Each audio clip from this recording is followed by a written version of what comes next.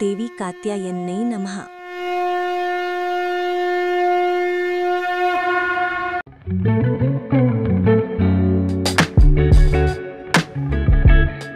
नमस्कार, मी गुरुदत्त शाहणे। आज नवदुर्गाच्या या सप्ताहामध्ये आपल्याकडे दुर्गा आलेले आहेत, खुशाली कानडे। खुशाली, आमच्या प्रेक्षकांना नमस्कार करा। नमस्कार। ओके खुशाली, आपण एकदम अनफॉर्मल गप्पा मारणार आहोत तुझ्या पूर्ण लाईफच्या जर्नी बद्दल।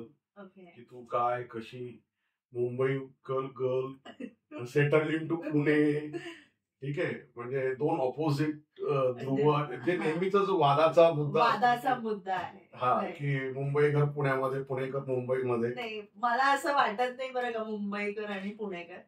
माझं एक थॉट आहे की जिथं माणूस सर्व्हाइव्ह करू शकतो ती त्याची सिटी।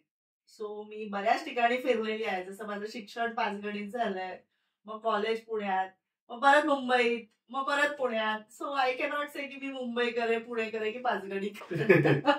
करेक्ट। आपण तुझ्या जर्नी बद्दल नक्कीच ऐकून घेऊ, पण माझा पहिला प्रश्न, जे तू आत्ता करतेस त्याच्यापासून आपण सुरुवात करूया। ओके। म्हणजे रिअल इस्टेट मध्ये, that too land real estate मध्ये, की बायकांचा म्हणजे महिलांचा जो सहभाग आहे तो फार कमी आहे। तू म्हणजे एकदम ऑफिट करिअर आहे तुझं, म्हणजे कसं काय तू याच्यामध्ये आली आहेस? बेसिकली सांगायचं म्हटलं तर मला स्वप्नातही 6 वर्षापूर्वी वाटलं नव्हतं की मी रिअल इस्टेट किंवा स्पेसिफिक प्लॉटिंग मध्ये उतरेल आणि तो माझं पॅशन एक प्रकारे होऊन जाईल। बिकॉज जेव्हा मी मुंबईतून पुण्यात आले गेले 6 वर्षापूर्वी, त्यावेळेस एक मी फिटनेस ट्रेनर होते, पण ओघाओघाने असं झालं की मी माझं सगळं सेटअप मारलं आणि करोना आला, घरी बसले।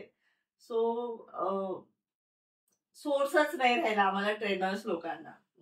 देन आय डोंट नो, देवाच्या कृपेने मला एक कॉल आला की रिअल इस्टेट कंपनी, वेल नोन रिअल इस्टेट कंपनी आहे पुण्यातली ती, त्या कंपनीमध्ये वेकेन्सी आहे आणि तुम्ही या। सो आय थॉट बसण्यापेक्षा काहीतरी कमवलं तर जरा बेटर असतं। सो गेले तिकडचं सगळं वातावरण बघून मी त्यांच्या डायरेक्टर समोर बसले आणि पहिलं वाक्य माझं हे होतं की अशा वातावरणात मी काम करू नाही शकत। इंटरव्ह्यूला आले म्हणून, मॅनर्स म्हणून मी तुमच्या समोर बसलीये, I don't want to work with you. So interview मी नव्हता दिला त्यांना, पण त्यांनी मला फार समजून सांगितलं की मला असं वाटतं यू हॅव पोटेन्शियल, मार्केटिंगचं पोटेन्शियल आहे, तर तुम्ही 8 दिवस इकडे या। तरी पण मला ते जे काही मुंबईत अगदी कॉर्पोरेट लेवलला काम केलंय किंवा सेलिब्रिटींबरोबर काम केलंय मी, सो मला ते टिपिकल गावगुंड लोक बघितली तरी भीती वाटायची किंवा ते लोक मला आवडायची नाही बेसिक। पण माझा पुढचा प्रश्न आहे, कारण पुण्यामध्ये जेवढ्या काही जमिनी आहेत या सगळ्या एका विशिष्ट प्रकारच्या लोकांकडे आहेत आणि त्यांची इन्व्हॉल्वमेंट, म्हणजे अनेक मूवीज मध्ये वगैरे आम्ही ते पाहिलेलं आहे की ते कशा प्रकारचे जमिनी घेतात, जशा प्रकारे जमिनी विकतात वगैरे वगैरे। ते पाहिल्यानंतरच थोडस अरे बापरे, यांच्यासोबत आपण कसं डील करावं। आणि त्यात म्हणजे तू हे सगळं करतेय 6 वर्षापासून, दॅट इज रिअली कमांडेबल। तुला काही त्रास नाही झाला या लोकांचा? बेसिकली तर मला ते कल्चर अडॉप्ट करणं आणि अगदी प्रोफेशनली इंग्लिशच बोललं पाहिजे, मराठी पण शुद्ध बोलली पाहिजे, हिंदीतच बोललं पाहिजे, आणि सडनली तुम्ही एखाद्या कंपनीत येतात जिथे अगदी गावठी लँग्वेज बोलली जाते, कंस्ट्रक्शन एकदमच गावठी, काय बाया तुम्हाला समजतच नाही वगैरे, अशी काही लँग्वेज। आणि मी अगदी 2 महिने तर असं होतं की बापरे असं बोलतात का, इट वॉज लाईक दॅट। पण प्लॉटिंग या क्षेत्र आवडण्याचं कारण मला भयंकर शिकायला मिळालं। म्हणजे अगदी त्या कंपनीमध्ये असं होतं की 1.5-2 महिने स्टाफला परमनंट जागा नसायची, पण मी एका महिन्यात तिकडची हेड होती एका डिपार्टमेंटची। मी खूप लवकर ते ग्रास्प केलं, ज्या स्त्रीला 7/12 कसा दिसतो हे सुद्धा माहिती नव्हतं, त्या लेवलला मी पहिली लिगल टीम पकडली. मी लिगल लोकांबरोबर बसायचे. काम नव्हतं ना, माहितीच नव्हतं काय काय करणार. मग लिगल टीम मध्ये बसायचे. मग लिगल टीम मध्ये बसल्यानंतर आमच्या डायरेक्टरच्याच एका चेअरवर कस्टमर बसायचा, एका चेअरवर मी बसायची. इनिशियली मी असेच शिकले. आणि मी थोडस जे ओळखीचे लोक होते माझ्या आसपास, जे काही लोक होते, त्यांना सांगायला सुरुवात केली मी असं असं काय काय करतेय करून. So they like it and they came. आणि अशा सडनली 8 दिवसाच्या आत माझ्या 4 बुकिंग होते. सो ते छोटच होत्या booking, but it was like की खरंच काही येत नव्हतं तरी बुकिंग होत्या. So I got appreciated by my director, by my company. आणि आय गॉट सीट. म्हणजे मला एक 8 दिवसात परमनंट जागा मिळाली की बाबा ही माझी डेस्क. अँड देन माझी जर्नी स्टार्ट झाली, जिथं 8 दिवसाचं त्यांनी सांगितलं होतं 8 दिवस या, तुम्हाला जर नाही आवडलं तर मी तुम्हाला अख्ख्या महिन्याचा पगार देतो, पण तुम्ही या.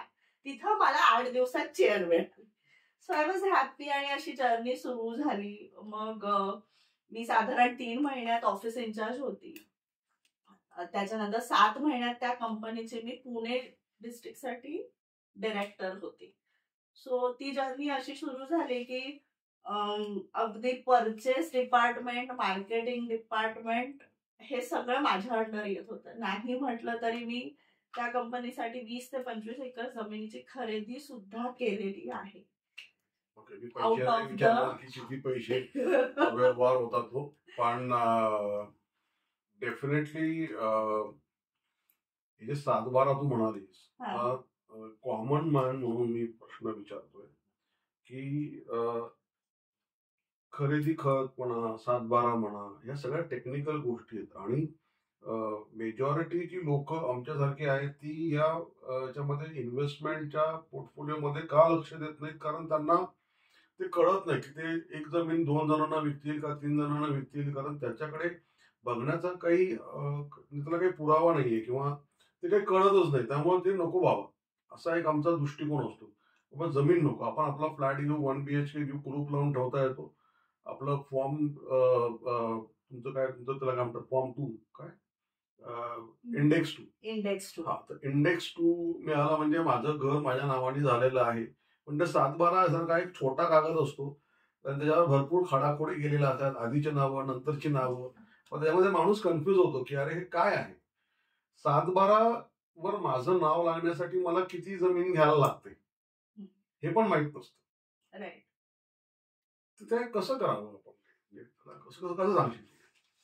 बेसिकली हेच सगळे प्रश्न असतात जिथं या प्रश्नांमुळेच लोकांचा फायदा घेतला जातो बहुतेक कंपन्यांकडून. आणि ज्या कंपनीमध्ये मी स्वतः काम केलं आधी ऍज अ सॅलरीड पर्सन म्हणून, त्या ह्याच्यात मला ह्या क्षेत्रातलं बरंच कळालं की बाबा लोकांना एकतर नॉलेज नाही किंवा अर्धवट नॉलेज आहे. आणि त्याच्यामुळे लोकांची फसवणूकही खूप होते की ठीक आहे आम्ही कशावरही काही नाव लावून देऊ, कसंही करू, पण प्रत्येक याच्यामध्ये काही नियम आहेत आणि त्या नियमांनुसार आपण 7/12 नाव घेऊ शकतो, पण त्याचाही वेगळा नियम आहे.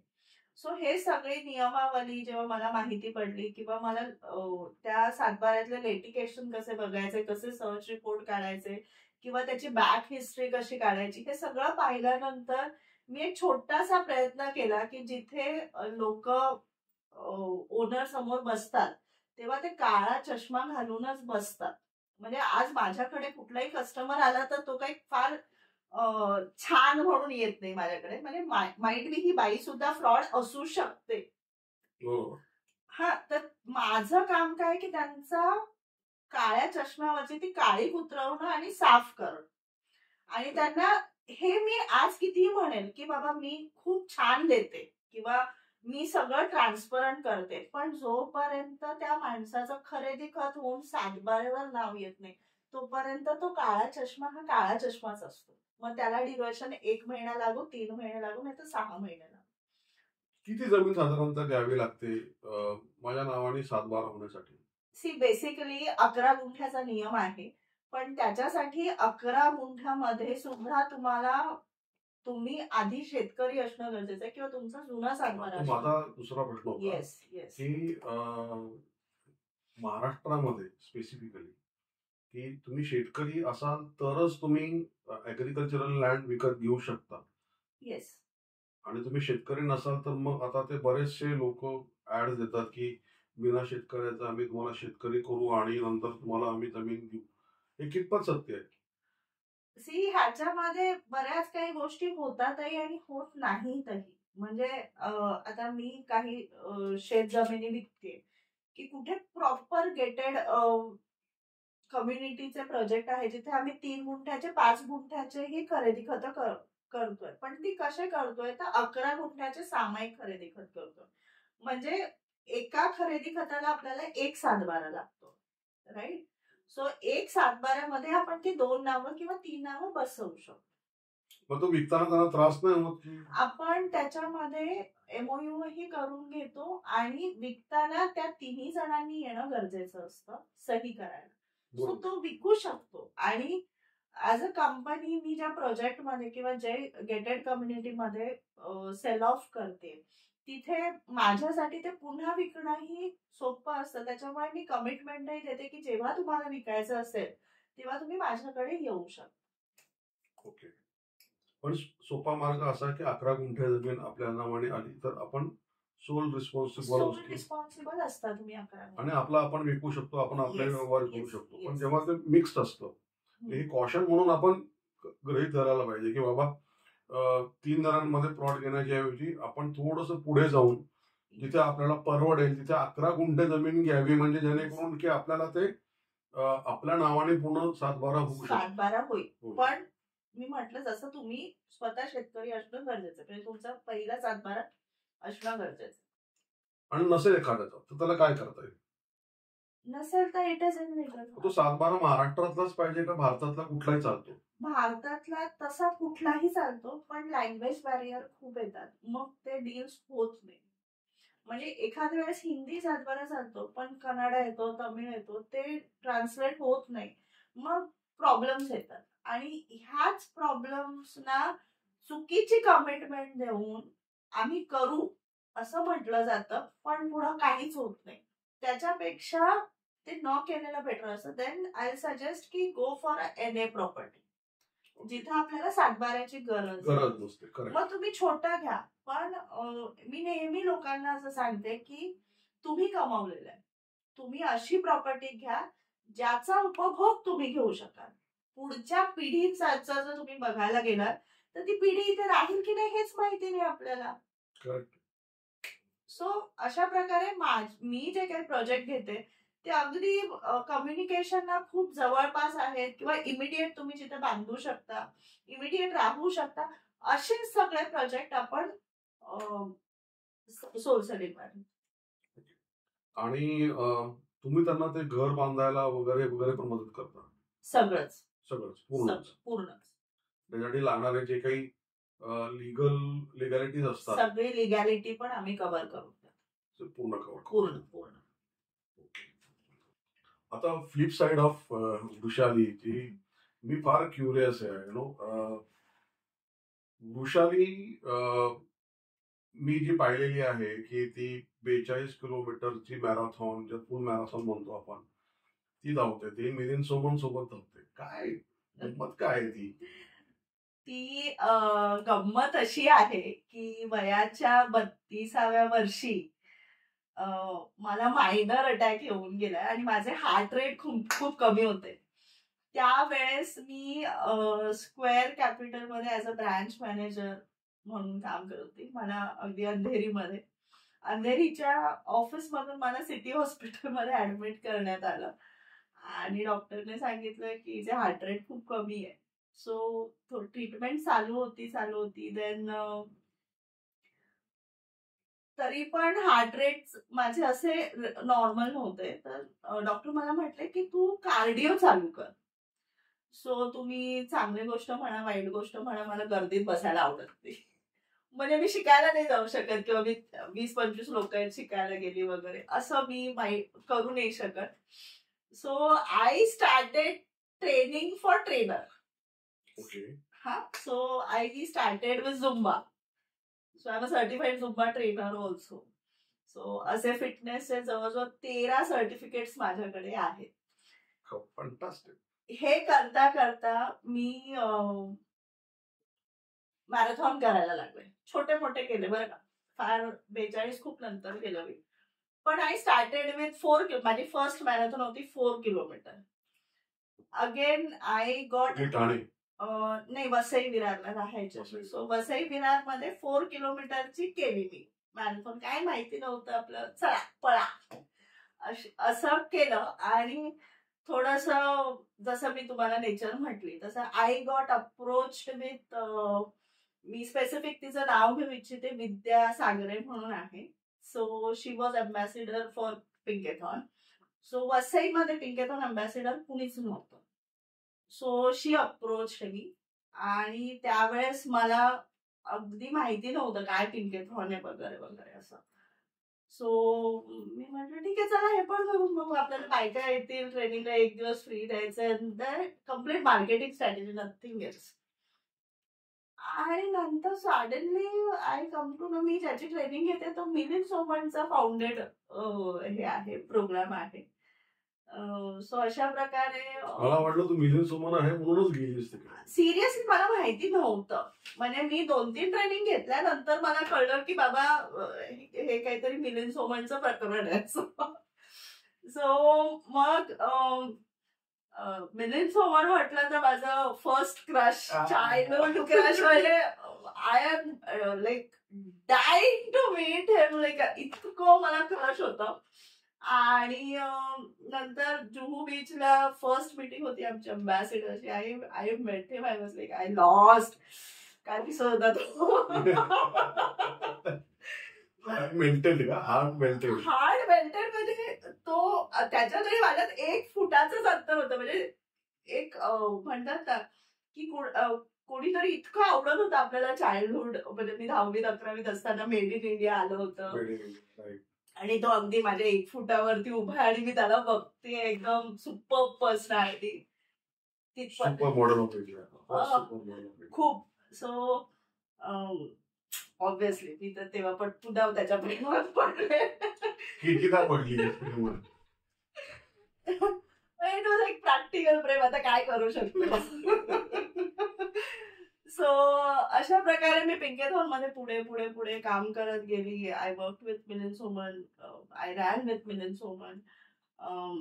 बरेच मी TMM मध्ये 42 जवळजवळ 4 केलेले आहेत. असे मी मॅरेथॉन म्हणजे मलाच काउंट नाही माहिती मी किती केलंय, पण मी खूप केलेले आहेत मॅरेथॉन्स. आणि फिटनेस ट्रेनरही होती, खूप काही केलेलं आहे. फिटनेस जर्नी मध्ये पण खूप काही केलेलं आहे. मला एक सांग, सिंगल मॉम म्हणणं थोडंसं अवघड जाईल, कारण legally you are not a single mom, but technically you are a single mom handling 2 kids. Now one is grown up, right? या सगळ्या जर्नी मध्ये एवढं स्ट्रॉंग होण्यासाठी there must be a lot of reasons to be so strong. And कारण see, this is gonna be a man's world. Real estate business म्हणा किंवा fitness, आणि ह्याच्यामध्ये सुद्धा हे सगळं सांभाळणं, मार्केटिंग, अर्बन ऍड्स. तर थोडस तुला काही सांगा वाटलं तर काय सांगू शकतेस की how this girl has been brought up and become a the strong single mother, raising up 2 kids, 1 boy, 1 girl. They don't look like that way that you are a mother of 2, but what makes you so strong?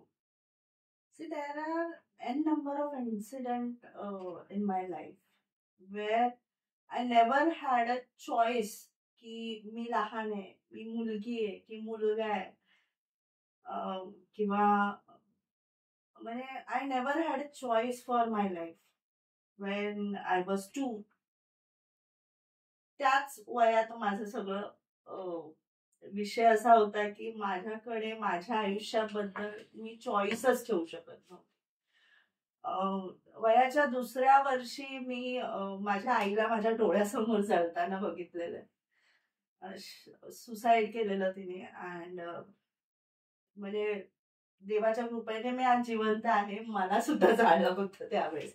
मला तो incident अजूनही म्हणजे बोलताना सुद्धा आठवतोय. काय कलरचा माझा फ्रॉक होता, काय कलरच्या स्टूलवर मी उभी होती, ती कशी जळाली, ती कशी दरवाजापर्यंत पोहोचली, मला हे सगळं अजूनही. So she burned herself or? She burned herself because of जे काही जनरल फाईट्स असतात थोडंसं.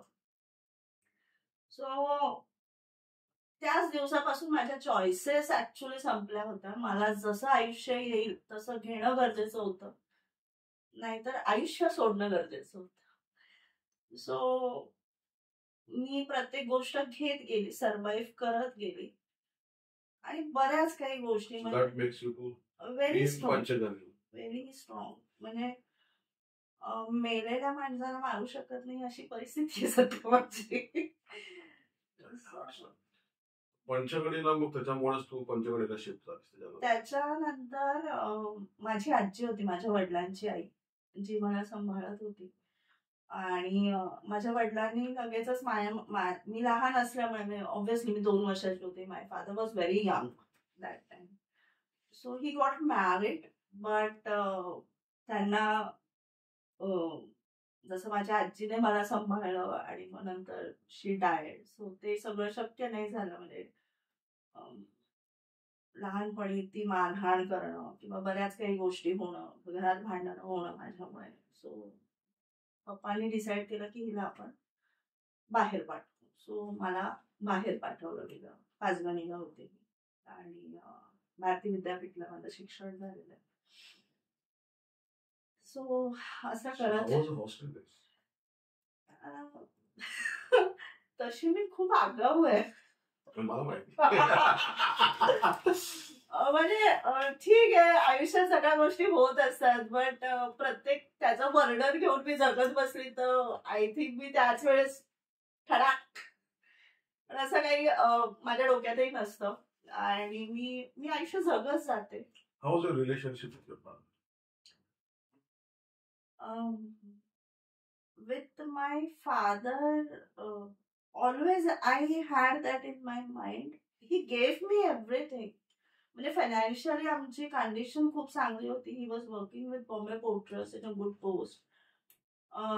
त्यांनी नेहमी मला असं वाटतं एक मुलगी होती मी आणि त्यांनी मला नेहमी प्रत्येक गोष्ट दिली न मागण्याच्या अगोदर.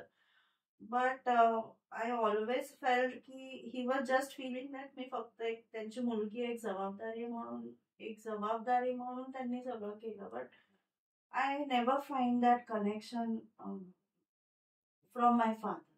मी कितीतरी वेळा ते प्रयत्न केला पण त्या गोष्टी शक्य नाही झालं कारण की मी बाहेरच होती.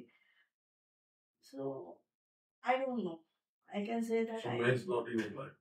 What about his husband? He is also. तुम्ही तो सेपरेट राहता बरोबर? You told me. So the father is not there, husband is not there. So that's the reason you are taking an entry into this man's world. मला कधी वाटलंच नाही मी स्त्री आहे की पुरुष आहे. मी माणूस आहे एवढंच मला माहिती आहे. सो मला काही फरक नाही पडत ऑनेस्टली की वडील नाही किंवा माझं husband. But there is a companion which has been required in life. See obviously एकटेपणा असतो, कुणाला नसतो, तो सगळीकडे आहे. पण जर तो एकटेपणा घेऊन जर मी चालले तर मी कुठेच उभी राहू नाही शकत. So I have to be strong enough on my own I feel. So ते मी डोक्यात पण ठेवत नाही की माझे वडील नव्हते, माझा नवरा नाही आहे. ही नेव्हर, म्हणजे 20 वर्षाचं रिलेशनशिप होतं. He never try to understand me. So ते कधी बॉन्ड आमच्यामध्ये नव्हतं. Just because of we had 2 kids. So तेवढे 20 वर्ष काढले आणि जेव्हा सहन नाही झालं तेव्हा सेपरेट झालो. That's how it is. And I feel that जेवढं मी ह्या गोष्टी सिम्पल ठेवेल तेवढ्या माझ्यासाठी जास्त चांगल्या राहतील. Okay. Now the latter side. हे झुंबा बिंबा अजून करते का तू? नाही करत, पण मी असं गणपती डान्स खूप करते सध्या. And tell me a story about your tattoos. You're so very fond of tattoos. What are these stories? Because the tattoos can't come on your body like that. Actually नाही येत, म्हणजे माझा प्रत्येक टॅटूला एक अर्थ आहे. So How many tattoos you have? I need to check first. मी आता मोजूनच सांगावं लागेल. 1, 2, 3, 4, 5, 6 टॅटू. 6 tattoos. येस. Okay. आणि अजून वेटिंग लिस्टला आहेत. So these tattoos are on occasion or this is like अरे नाही आता पाहिजे म्हणून द्यायचं असं तसं? नाही, असं काही नाहीये. बेसिकली मला एंजल काढायची होती. माझा फर्स्ट टॅटू होता एंजल. सो जो माझ्या नेकवर आहे. सो आय ऑलवेज फील की म्हणजे ऑब्विसली खूप माझी चॅलेंजिंग लाईफ होती always.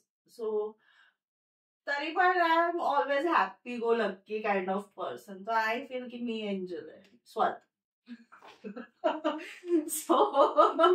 So angel, I am self obsessed person.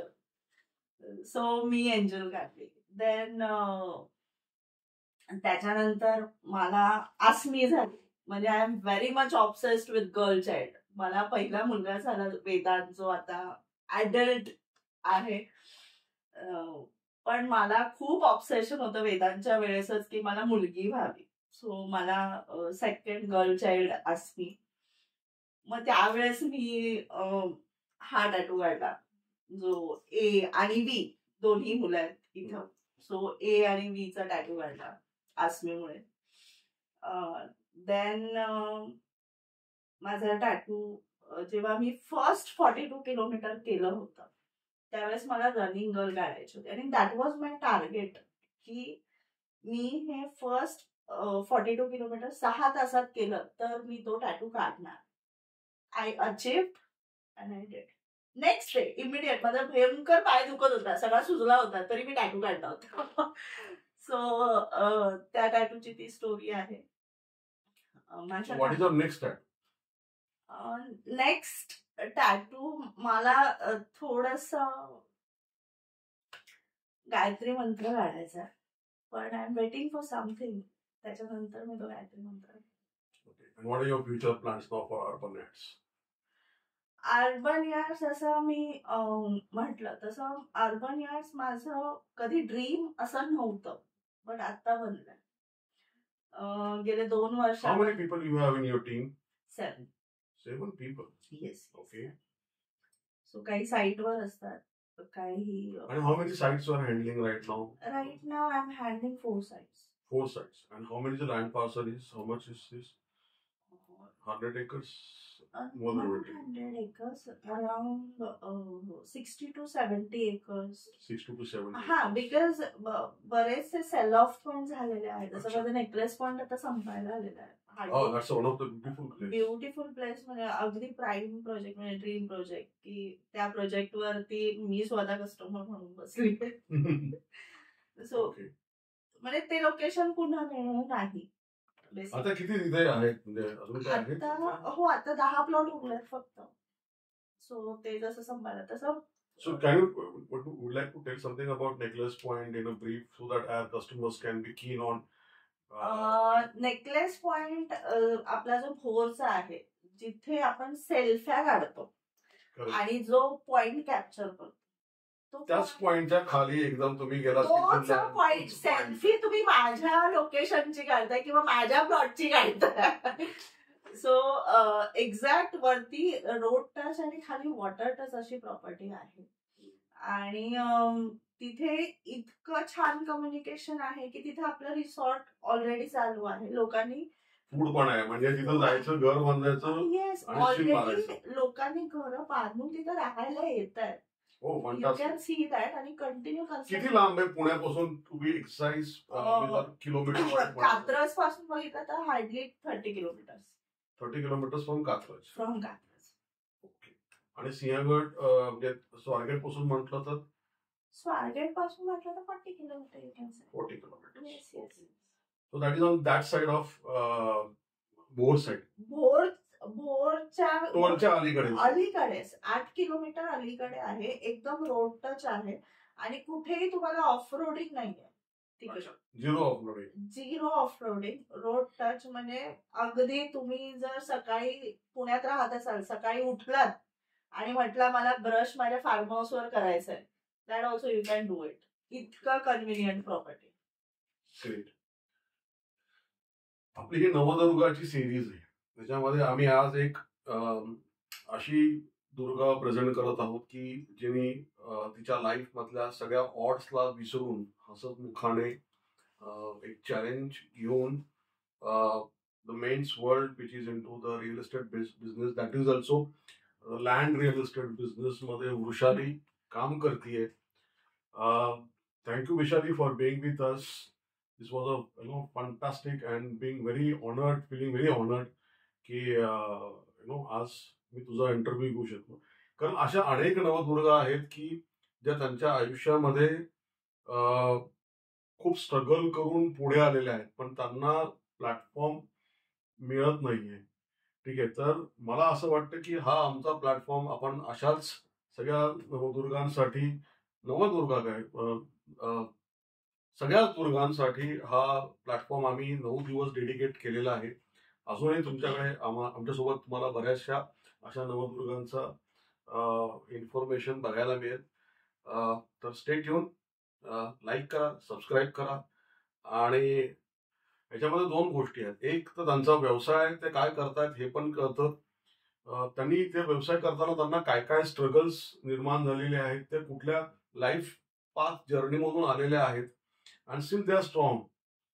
तर आम्ही हे दाखवायचा प्रयत्न करतो. तो thank you very much Vrushali for coming here. Thank you so much इथे बोलवल्याबद्दल आणि माझं ऐकल्याबद्दल.